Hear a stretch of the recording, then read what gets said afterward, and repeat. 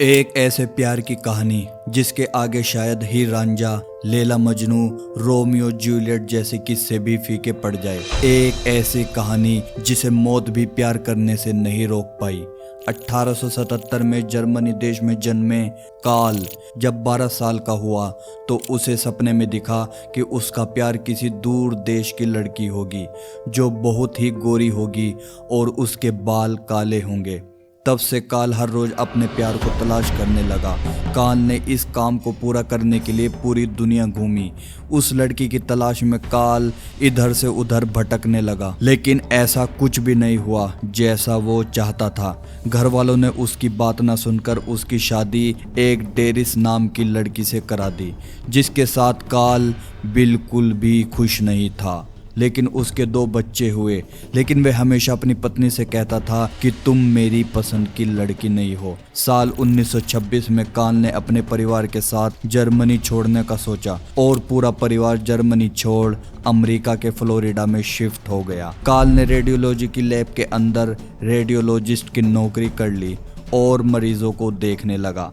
Hospital में एक दिन कार्ल नॉर्मली अपना काम कर रहा था, तभी एक पेशेंट दूर खड़ी सामने दिखाई दी। इस पेशेंट को देखते ही कार्ल का सिर घूम गया। कार्ल खुद से बोला कि इतने टाइम से जिसको मैं ढूंढ रहा था आज वो मेरे सामने खड़ी है।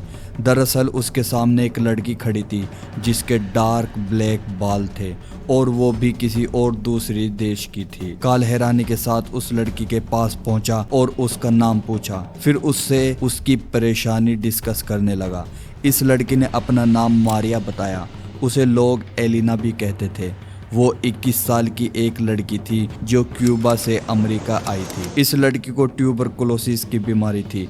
कार्ल उसका परिचय पाकर एकदम खुश हो गया था और उसने मारिया से उसके परिवार के बारे में पूछा। मारिया ने बताया कि वह शादीशुदा है और उसका मिसकैरेज हो गया था, जिसकी वजह से नाराज होकर उसके पति ने उसे छोड़ दिया था। अब वो अपने माता पिता के साथ रहती है। कार्ल को तो मानो मनचाही मुराद मिल गई। उसको कोई फर्क नहीं पड़ता था कि लड़की शादीशुदा है या नहीं और उसने इस लड़की का ध्यान रखना शुरू कर दिया। कार्ल उस लड़की की बीमारी सुनकर परेशान हो गया। उसने मन ही मन सोचा कि कुछ भी करके मुझे इस बीमारी का इलाज ढूंढना होगा, लेकिन उसे पता नहीं था कि टीबी क्या होता है। उस टाइम पर टीबी की बीमारी बिल्कुल नई नहीं थी और डॉक्टर को टीबी के बारे में ज्यादा कुछ पता भी नहीं था। कार्ल भी इस बीमारी से अनजान था, लेकिन उसने फिर भी अपनी पूरी कोशिश करनी शुरू कर दी। मारिया की बीमारी सुनकर डॉक्टर ने हाथ खड़े कर दिए और कहा उनके पास इस बीमारी का कोई इलाज नहीं। मारिया के माता पिता उसे अस्पताल से घर ले आए, लेकिन कुछ ही देर बाद वहां कार्ल भी पहुंच गया। कार्ल ने मारिया के माता पिता से कहा कि वो इस बीमारी का इलाज कर सकता है और उसके लिए वो उनके घर आकर ही इलाज करेगा। कार्ल ने अपने ही अस्पताल से बहुत सारी मशीनें, बहुत सारे इक्विपमेंट चुरा लिए थे और उनको मारिया के घर पर ले जाकर रख दिया और इससे अब वो मारिया का इलाज करने लगा। कार्ल ने मारिया के माता पिता से कहा वो जितनी कोशिश बन सके वो करेगा और उसने ऐसा किया भी। बट अक्टूबर 1931 में मारिया की मौत हो जाती है। कार्ल पूरी तरह से टूट जाता है और फिर मारिया के परिवार से कहा कि मारिया के अंतिम संस्कार का खर्चा वो खुद करेगा। उनको इसमें कोई ऑब्जेक्शन नहीं था। कार्ल ने एक बड़ा मकबरा कब्रिस्तान में बनवाया और उसकी एकमात्र चाबी अपने पास रखी। यदि मारिया के माता पिता कब्रिस्तान आते तो कार्ल उनको बाहर से ही देखने को कहता।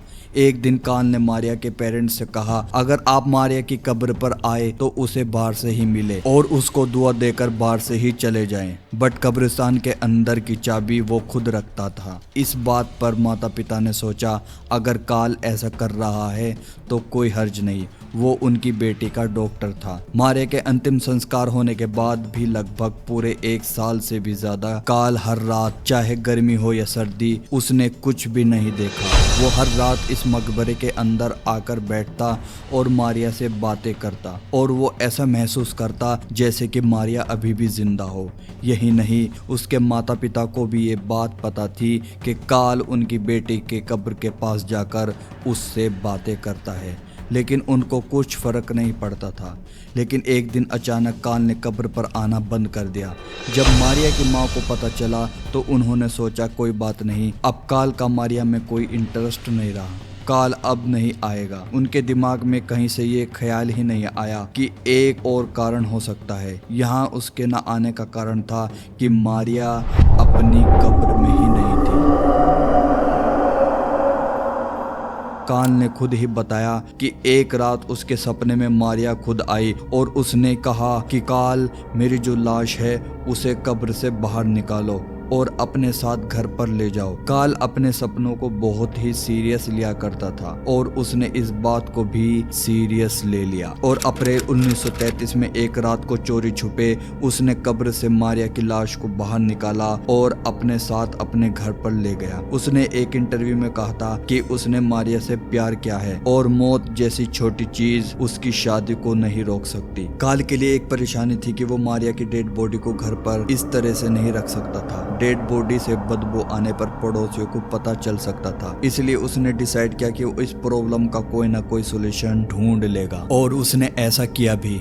काल ने अपने घर के अंदर एक साइंटिफिक लैब बनाई और उस लैब के अंदर उसने डेड बॉडी पर काम करना शुरू कर दिया। काल बस ये देखने वाला था कि जो बॉडी है वो बिल्कुल एकदम परफेक्ट है, उसका कुछ नहीं बिगड़े। काल ने कंट्रोल करने के लिए गिटार के सारे तारों की मदद से मारिया की बॉडी को खड़ा किया और उसे उन तारों के ऊपर ही लटका दिया और इस तरह से डेड बॉडी एकदम परफेक्ट शेप में खड़ी हुई दिख रही थी। काल ने खुद से कहा कि मारिया की बॉडी जगह जगह से गल चुकी है, उसे उसका भी ट्रीटमेंट सोचना होगा। इसके बाद काल ने उसके शरीर पर वैक्स लगाना शुरू कर दिया ताकि जहां जहां से भी उसकी बॉडी गली हुई है वहां से वो वैक्स भर जाए और बाद में स्किन पर पेंट कलर भी कर दिया। काल ने अब मारिया की डेड बॉडी की तरफ देखकर खुद से कहा, बस एक कमी रह गई, वो है बाल। फिर वो झटपट मार्केट से एक विग ले आया। काल ने डार्क ब्लैक कलर की विग खरीदी और खुश होकर उसने अपनी मारिया को एक किस भी किया।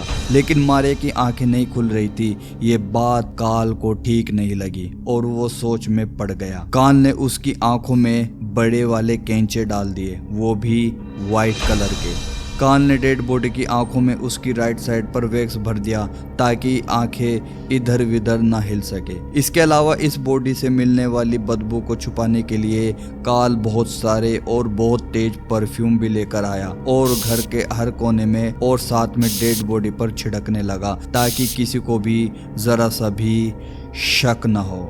उसने फाइनली मारिया के साथ शादी करने की सोची, वो भी पूरी रीति रिवाज के साथ। काल ने मारिया को रिंग पहनाया और जिंदगी का हर पल उसके साथ काटने लगा। कुछ टाइम तक तो सब सही चलता रहा, लेकिन एक टाइम ऐसा भी आया जब मारिया की बॉडी फिर से सड़ने लगी। तो काल एक कपड़ा लेकर आया और उसके ऊपर प्लास्टर ऑफ पेरिस चढ़ाया, उसके ऊपर स्किन कलर भी किया।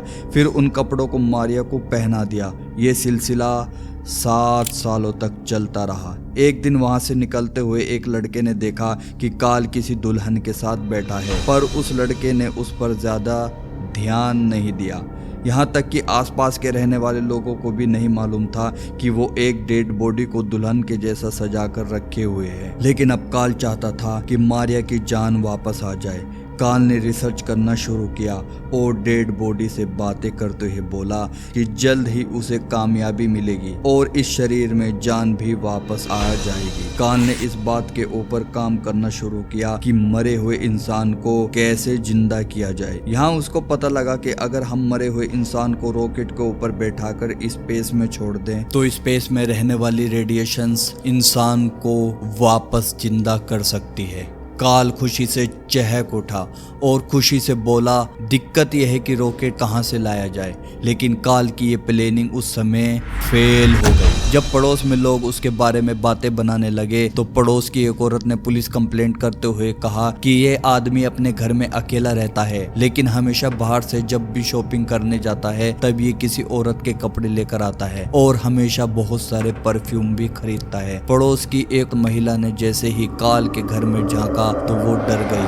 काल एक बहुत बड़ी गुड़िया के साथ अपने लिविंग रूम में डांस कर रहा था। एक दिन अचानक मारिया की बहन काल से मिलने पहुंची। जैसे ही उसने घर में कदम रखा उसके मुंह से चीख निकल पड़ी, क्योंकि काल सोफे पर मारिया की लाश के साथ बैठा हुआ चाय नाश्ता कर रहा था। मारिया की बहन ने पुलिस को कॉल करके बुलाया और कहा कि उसकी बहन को मरे हुए 7 साल से भी ज्यादा अरसा हो चुका। काल को अरेस्ट कर लिया गया और लाश को पोस्टमार्टम के लिए भेज दिया गया।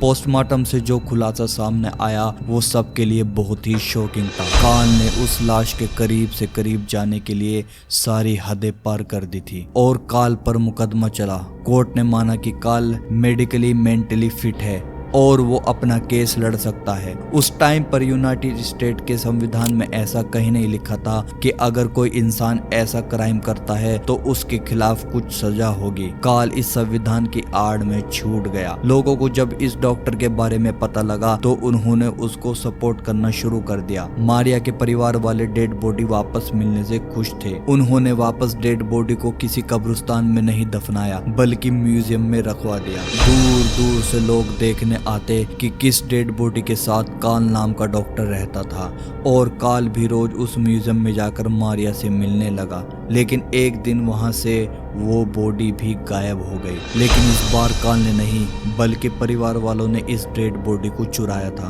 और चुराकर एक अनजान कब्रिस्तान में दफन कर दिया।